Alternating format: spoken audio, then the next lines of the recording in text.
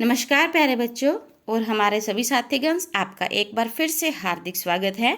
आज हम class 9th के लोकतांत्रिक राजनीति का अध्याय नंबर 3 चुनावी राजनीति पढ़ेंगे। और ये लेसन जो है ये पिछले लेसन्स को आगे कंटिन्यू करता है। जैसे कि हमने देखा था कि लोकतंत्र क्या है, एक ऐसी प्रक्रिया जिसमें हम अपने शासकों का चुनाव करते हैं। तो इस लेसन में हम देखेंगे कि चुनाव कैसे करते हैं, चुनाव क्या होते हैं। हम चुनावों के पहलू पर अच्छे से नज़र डालेंगे। प्यारे बच्चों, ये लेसन ना सिर्फ आपके 9th क्लास के लिए काम आने वाला है, बल्कि आगे आप जितने कंपटीशंस की तैयारी करेंगे वहाँ सब पे काम आने वाला है।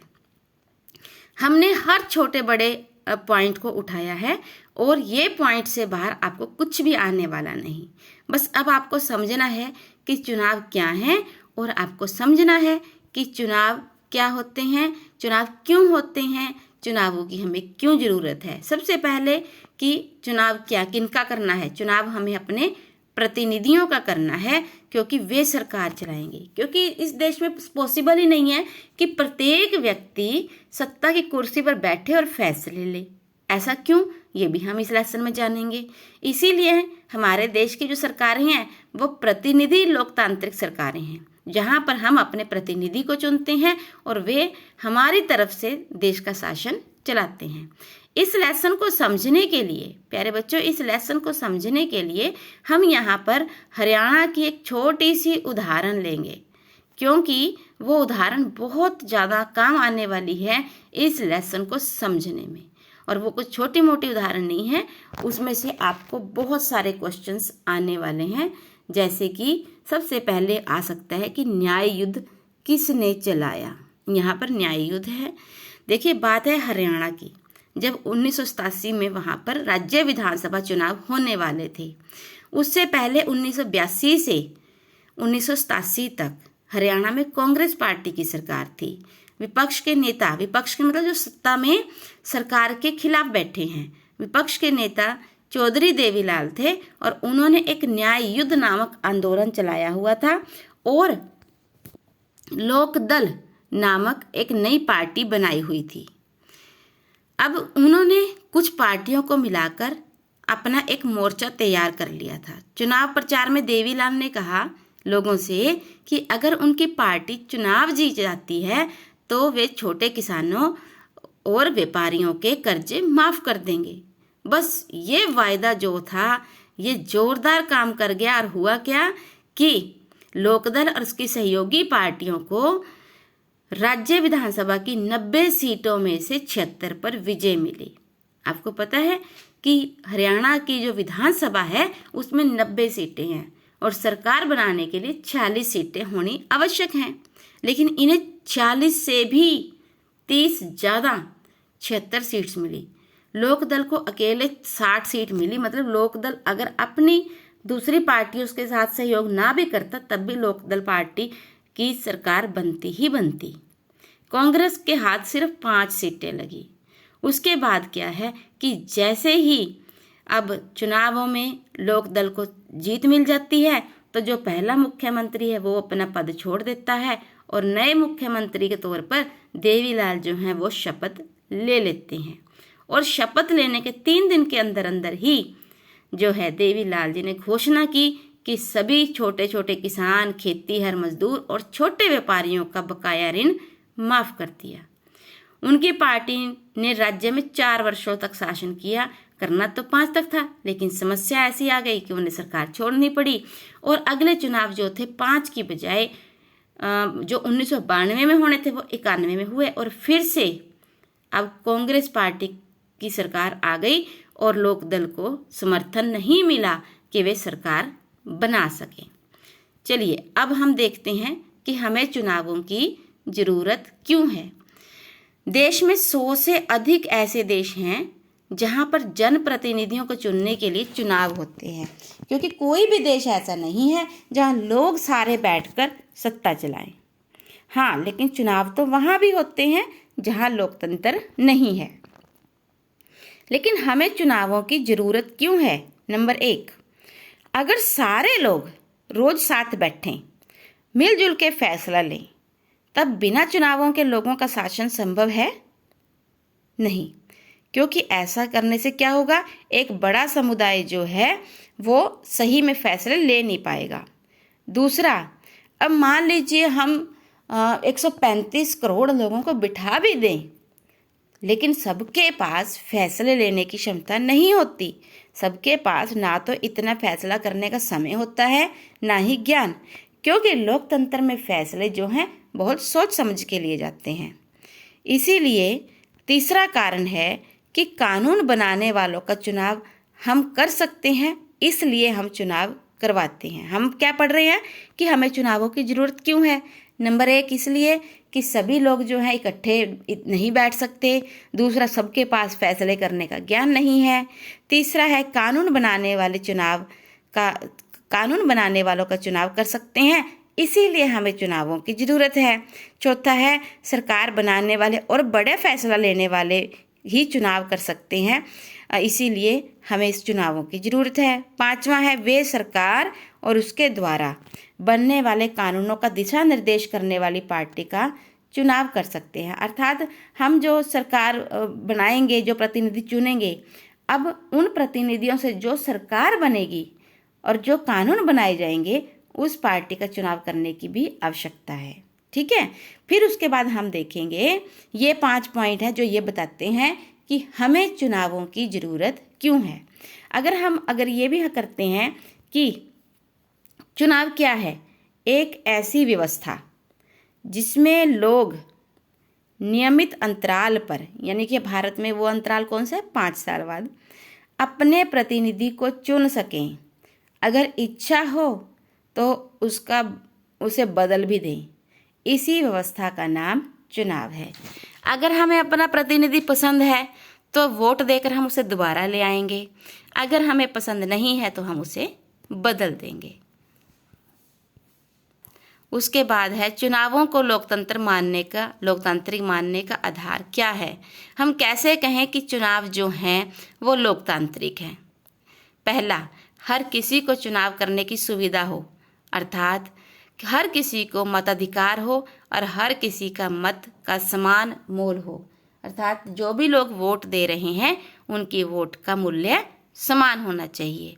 और हर किसी को चुनाव की सुविधा हो मतलब बिना किसी भेदभाव के, बिना किसी जाति, धर्म, लिंग, नस्ल के भेदभाव के प्रत्येक व्यक्ति को वयस्क होने के बाद 18 वर्ष की आयु पूरी करने के बाद वोट देने का अधिकार हो।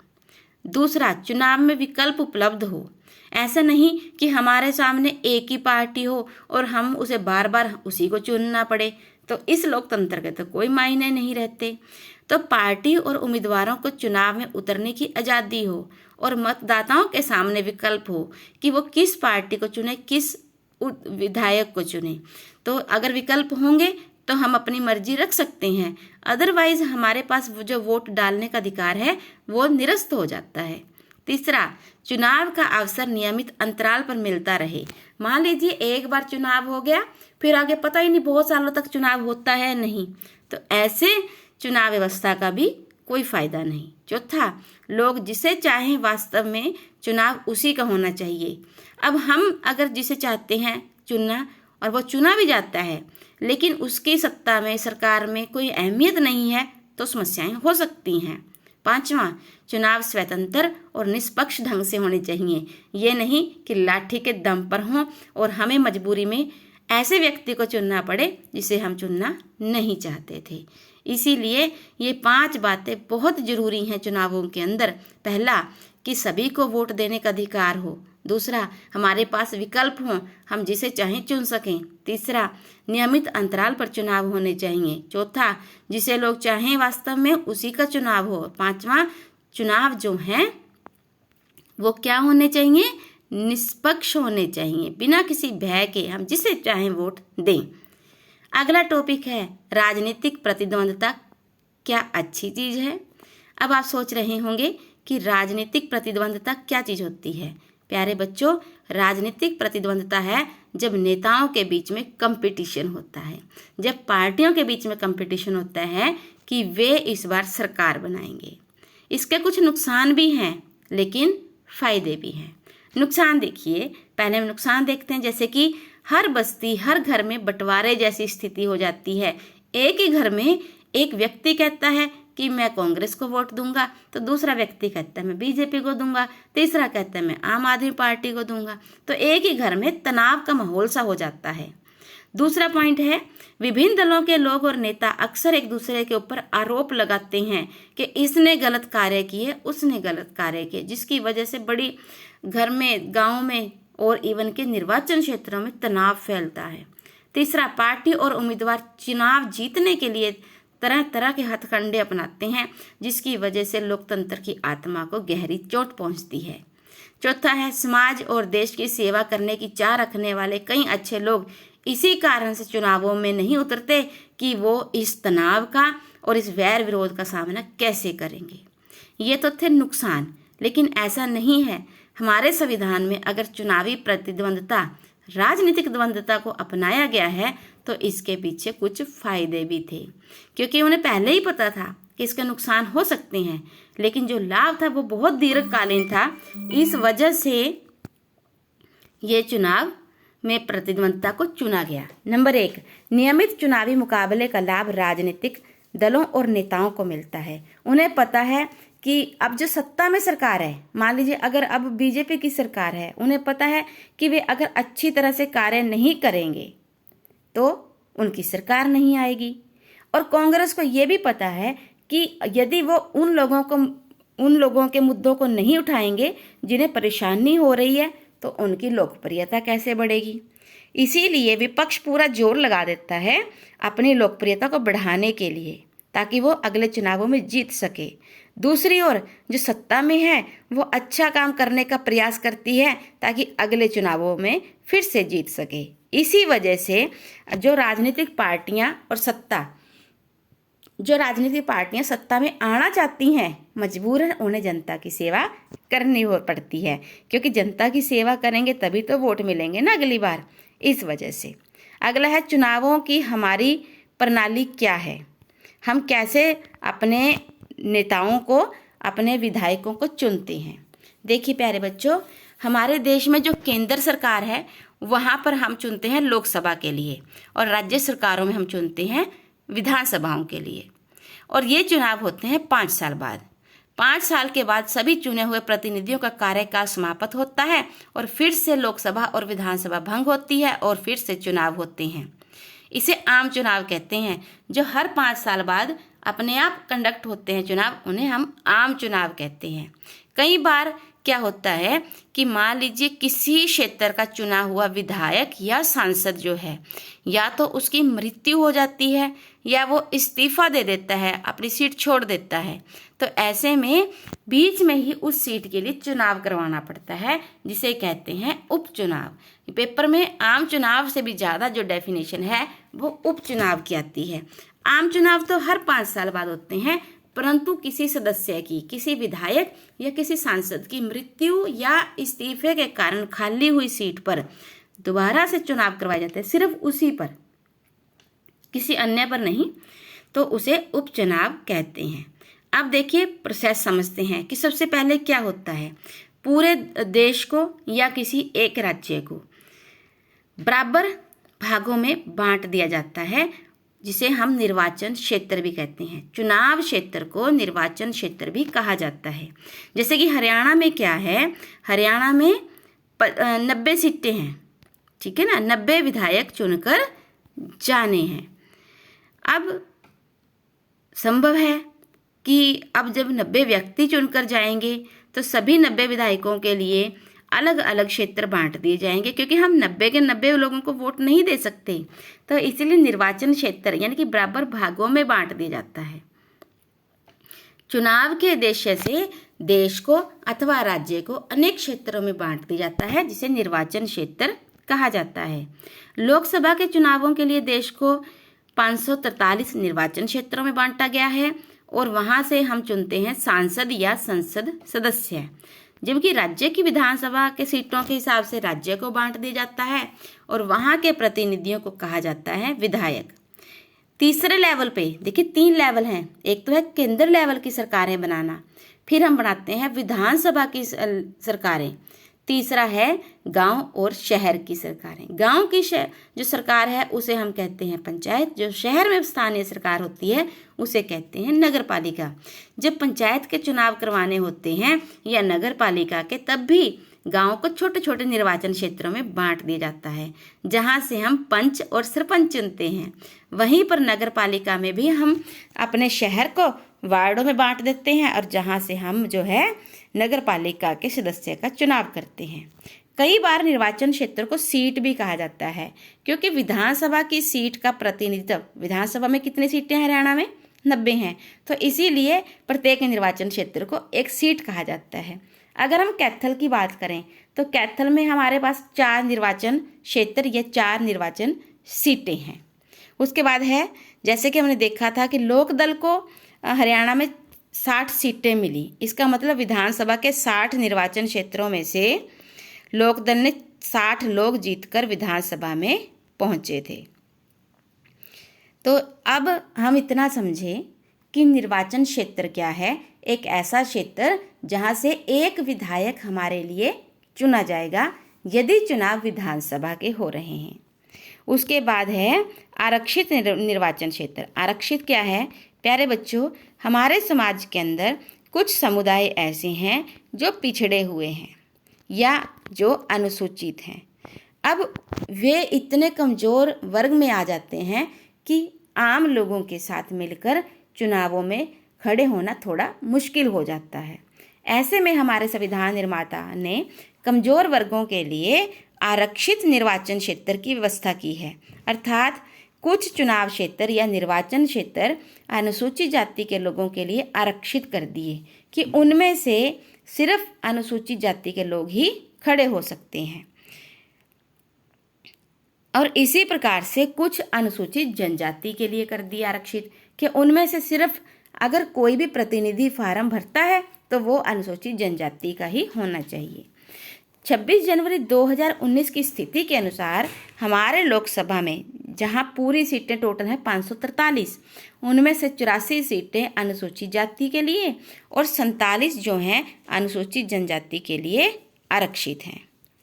उसके बाद गांव और शहरों की बात करें तो आपको पता है वहां पर भी आरक्षण लागू है। जैसे कि गांव में और शहरों में है, वहां पर भी एससी और बीसी के लिए आरक्षण लागू होता है। चलिए हम छोटा सा एक मैप में देखते हैं कि यहाँ लिखा हुआ है कुल क्षेत्र 543 है, सामान्य की सीटें 412 हैं, आरक्षित जो है आरक्षित की 84 है। उसके बाद अनुसूचित जनजाति के लिए 47, अनुसूचित जाति के लिए 84। उसके बाद बहुत सुंदर सा एक लिस्ट दी हुई है। आंध्र प्रदेश में निर्वाचन क्षेत्र लोकसभा के लिए 25, अरुणाचल प्रदेश में 2, असम में 14, बिहार में 40, छत्तीसगढ़ में 11, गोवा में 2, गुजरात से 26, हरियाणा से 10। हरियाणा के बाद है हिमाचल प्रदेश से 4, झारखंड से 14, कर्नाटक से 28, केरल से 10, मध्य प्रदेश से 29, महाराष्ट्र से 48, ये अल्फ़ाबेटिकली हैं, मणिपुर से 2, मेघालय से 2, मिजोरम से 1, नागालैंड से 1, उड़ीसा से 21, पंजाब से 13, राजस्थान से 25, सिक्किम से 1, तमिलनाडु से 39, तेलंगाना से 17, त्रिपुरा से 2, उत्तर प्रदेश से 80, उत्तराखंड से 5, पश्चिम बंगाल से 42। और ऐसे ही अगर हम बात करें केंद्र शासित प्रदेशों की तो अंडमान निकोबार से 1, चंडीगढ़ से 1, दादर नगर हवेली और दमन दीव इनसे 2, दिल्ली से 7, जम्मू कश्मीर से 5, लद्दाख से 1, लक्षद्वीप से 1 और पुडुचेरी से 1। तो इस प्रकार से ये सीटें यहाँ से हमारे सांसद चुनकर जाते हैं। उसके बाद देखिए स्थानीय निकायों में महिलाओं के लिए भी 1/3 सीटें आरक्षित हैं, क्योंकि वैसे तो महिलाओं को कोई शामिल नहीं होने देता राजनीति में, लेकिन ऐसे वो शामिल हो सकती हैं। फिर है मतदाता सूची। एक बार जब निर्वाचन क्षेत्र का फैसला हो जाता है उसके बाद मतदाता सूची तैयार की जाती है। मतदाता सूची में वे सभी लोग हैं जो वोट देने के लिए तैयार हैं, ठीक है। यानी कि मतदान की योग्यता रखने वाली सूची चुनाव से पहले तैयार कर ली जाती है, जिसमें आधिकारिक रूप से हम मतदाता सूची कहते हैं या इसे वोटर लिस्ट भी कहते हैं। इसमें सबसे पहले क्या है, सार्वभौम वयस्क मताधिकार, मतलब हर किसी को मत देने का अधिकार और सबकी वोट का मूल्य भी एक। जैसे ही हमारे देश में कोई व्यक्ति 18 वर्ष या उससे ऊपर का होता है, वो नागरिक चुनाव में वोट डाल सकता है। नागरिक की जाति, धर्म, लिंग चाहे कोई भी हो, लेकिन उसे वोट देने का अधिकार प्राप्त हो जाता है। हाँ, परंतु अपराधी और दिमागी असंतुलन वाले कुछ व्यक्तियों को वोट देने का अधिकार नहीं होता, लेकिन ऐसा बहुत खास परिस्थितियों में होता है, वरना सभी को वोट देने का अधिकार प्राप्त है। क्योंकि हर अगले चुनाव में कुछ नए मतदाता जुड़ जाते हैं, तो इसीलिए हम हमेशा चुनाव से पहले मतदाता सूची को सुधारते हैं। कुछ ऐसे भी होते हैं जिनकी मृत्यु हो जाती है, तो उनके नाम सूची से काट दिए जाते हैं। इसीलिए हर 5 साल बाद मतदाता सूची को तैयार किया जाता है, फिर से उसका नवीनीकरण किया जाता है। कुछ वर्षों से चुनावों में फोटो पहचान पत्र की व्यवस्था भी लागू की गई है। सरकार ने मतदाता सूची में दर्ज सभी लोगों के लिए कार्ड भी बना कर दिए, जिसे हम वोटर कार्ड बोलते हैं। वोट देने के समय हमें वो अपना कार्ड या पहचान पत्र दिखाना होता है, ताकि कोई दूसरा व्यक्ति हमारी जगह वोट न डाल जाए। उसके बाद है उम्मीदवारों का नामांकन। ये आपको बहुत जरूरी है अच्छे से समझना। उम्मीदवारों का नामांकन क्या है? जो व्यक्ति चुनाव में खड़ा होना चाहता है। देखिए, हम कौन है? मतदाता। हम वोट डालने जाते हैं, लेकिन हमारे में से कुछ व्यक्ति चुनाव लड़ना चाहते हैं, वे उम्मीदवार बनना चाहते हैं, वे प्रतिनिधि बनना चाहते हैं और देश के शासन में जाना चाहते हैं। तो ऐसे व्यक्तियों को उम्मीदवार कहा जाता है। कोई भी व्यक्ति जो मतदाता है वो उम्मीदवार भी हो सकता है। शर्त यह है कि उसकी उम्र अब 18 नहीं 25 वर्ष होनी चाहिए। उम्मीदवार बनने में भी अपराधी वगैरह पर रोक है। वो अपराधी व्यक्ति जो है वो उम्मीदवार नहीं बन सकता। राजनीतिक दल अपने उम्मीदवार मनोनीत करते हैं। कुछ राजनीतिक दल जैसे कि भारतीय राष्ट्रीय कांग्रेस या फिर भारतीय जनता पार्टी, आम आदमी पार्टी या बहुजन समाज पार्टी, समता पार्टी, ऐसे बहुत सारी पार्टियां हैं, वो खुद अपने उम्मीदवार खड़े करती हैं, मनोनीत करती हैं। भी देखिए, हम इस व्यक्ति को चुनाव में लड़ाएंगे, ये चुनाव हमारी तरफ से चुनावों में कम्पीट करेगा, और पार्टी उसे अपने वाला चुनाव चिन्ह और अपना समर्थन दे देती है, जिसे हम आम बोलचाल में टिकट कहते हैं कि इस आदमी को तो कांग्रेस की टिकट मिली है, इसे बीजेपी की टिकट मिली है। लेकिन कुछ व्यक्ति ऐसे भी होते हैं जिन्हें किसी भी राजनीतिक दल ने मनोनीत नहीं किया, लेकिन वे अपने दम पर चुनावों में खड़े हो सकते हैं, जिन्हें हम निर्दलीय कहते हैं।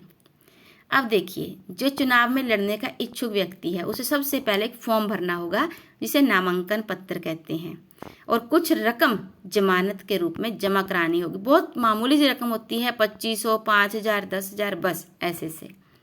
हाल ही में सर्वोच्च न्यायालय ने एक घोषणा पत्र भरवाने की प्रणाली भी शुरू की है कि सिर्फ फॉर्म ही नहीं भरना, एक घोषणा पत्र भी भरना है, जिसमें कि उम्मीदवार बताता है कि मेरे खिलाफ कोई आपराधिक मामला नहीं चल रहा, मेरे पास और मेरे परिवार के सदस्यों के पास कितनी संपत्ति है। फिर उम्मीदवार की शैक्षणिक योग्यता। वैसे तो देखिए, शैक्षणिक योग्यता के अपने ही मायने हैं।